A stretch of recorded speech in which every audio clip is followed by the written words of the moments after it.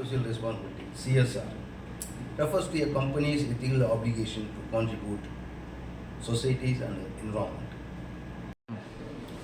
Corporate social responsibilities, that means every corporate companies or any corporate business not only focus on the profit and also focus on the society, environment, customers, employees, and also communities. You can see the CSR working on many areas.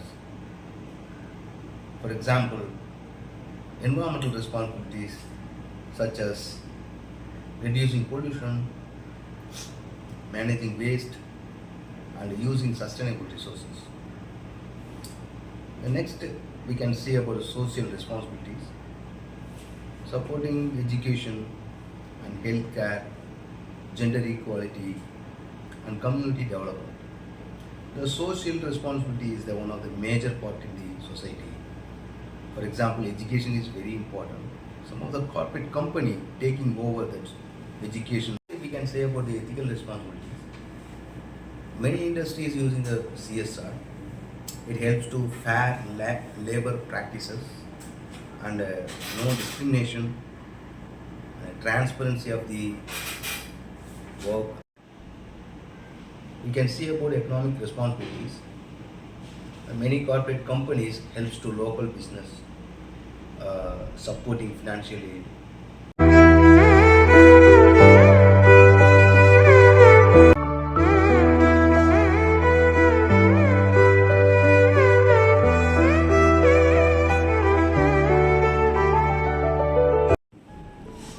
Hello friends, இன்றைக்கி நம்ம என்ன பார்க்க போகிறோம் அப்படின்னா corporate social responsibility.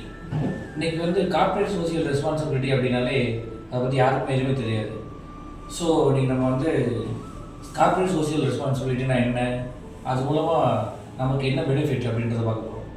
Corporate social responsibility அப்படின்னா ஒரு தனியார் பெரு நிறுவனங்கள், அதாவது ஒரு ப்ரைவேட் லிமிடெட் கம்பெனிஸ், ஒரு ஆனுவல் டர்ன் ஓவர் எப்படின்னா ஒரு 1000 crore ஆனுவல் டர்ன் ஓவர் இருக்கிற கம்பெனி, அப்படி இல்லைன்னா அந்த கம்பெனியோட ஒரு நெட்ஒர்த்தே ஒரு 500 crores, அப்படி இல்லைன்னா அவங்களோட ஒரு ப்ராஃபிட் மட்டுமே ஒரு 5 crores எபோ இருந்துச்சு அப்படின்னாலே அதுலேருந்து ஒரு 2.5% மக்களுடைய சமூக தேவை அப்படிங்கிற அந்த சோசியல் வெல்ஃபேர் ஆக்டிவிட்டீஸ் அப்படின்னு சொல்லலாம். சோசியல் வெல்ஃபேர் ஆக்டிவிட்டீஸ்க்காக அந்த அவங்களுடைய ப்ராஃபிட்லேருந்து 2.5% செலவு பண்ணணும். இதுக்கு பேர் தான் கார்ப்பரேட் சோசியல் ரெஸ்பான்சிபிலிட்டி.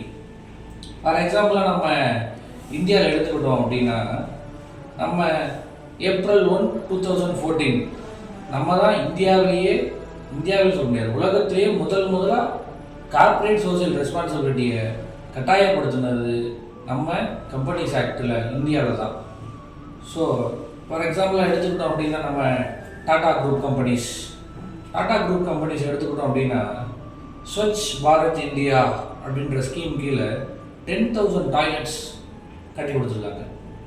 அப்புறம் எடுத்துக்கிட்டோம்னா ஹிந்துஸ்தான் யூனிவர் லிமிடெட் என்ற கம்பெனி கேள்விப்பட்டிருக்க, ரொம்ப பிரபலமான நிறுவனம். அவங்க ஒரு 10,000 குழந்தைகளுக்கு தடுப்பூசி போட்டிருக்காங்க. 10,000 இல்லை, 10 லட்சம் குழந்தைகள் தடுப்பூசி போட்டிருக்காங்க. அப்புறம் நம்ம ஐடிசி லிமிடெட், நம்ம நூடுல்ஸ்லேருந்து எல்லாமே ஐடிசியில் தான் வாங்குகிறோம். அந்த கம்பெனி பார்த்திங்கன்னா அவங்க நிறைய ஏகப்பட்ட ஸ்கூல்ஸ் கட்டி கொடுத்துருக்காங்க.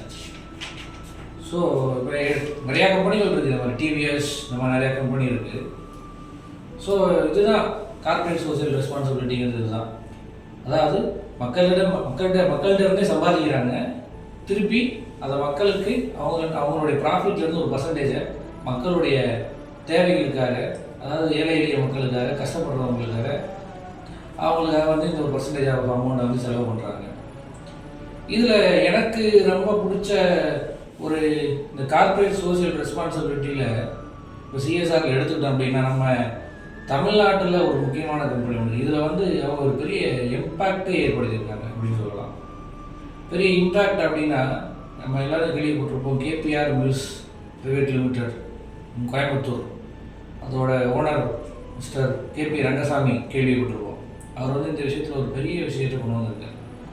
அதாவது தன்கிட்ட வேலைக்கு வர்றவங்களுக்கு வந்து வர ஒரு மில் வந்து திறக்கிறாரு. இப்போ கோயம்புத்தூர் இந்த மாதிரி ஏரியாவில் மில்ஸ் வந்து ஓப்பன் பண்ணுறாரு. ஓப்பன் பண்ணும்போது அங்கே வேலை செய்யக்கூடிய அங்கே அதிகமாக வேலைக்கு வர்றவங்க பெண்கள்னு பார்த்து வேலைக்கு வரக்கூடியவர்கள் பார்த்தா பெண்கள் தான் அதிகம். கிட்டத்தட்ட அவருடைய மில்ஸில் வந்து இன்றைக்கி வந்து ஒரு 24,000 பேர் வேலை பார்க்குறாங்க. 24,000 பேர் வேலை பார்க்குறாங்க.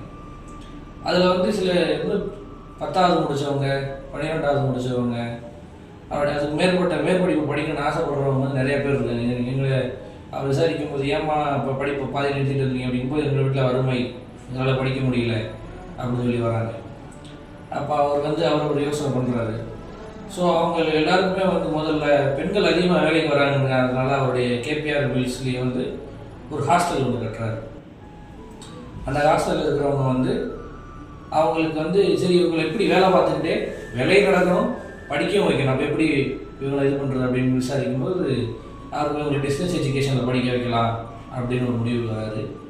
இன்றைக்கி அவர்கிட்ட இருந்து ஏகப்பட்ட பெண்கள் வந்து படித்து போலீஸ் டிபார்ட்மெண்ட்லேயும் இன்றைக்கி லேட்டஸ்ட்டாக கூட நான் 12th கம்ப்ளீட் பண்ணிட்டேன், 12th சர்டிஃபிகேட் வாங்கிட்டேன் அப்படின்னு வேறு ஹையர் எஜுகேஷன் படித்தவங்கள அவங்க கம்பெனிலே ரெக்ரூட் பண்ணி அவரே வேலைக்கு வச்சுருக்காரு.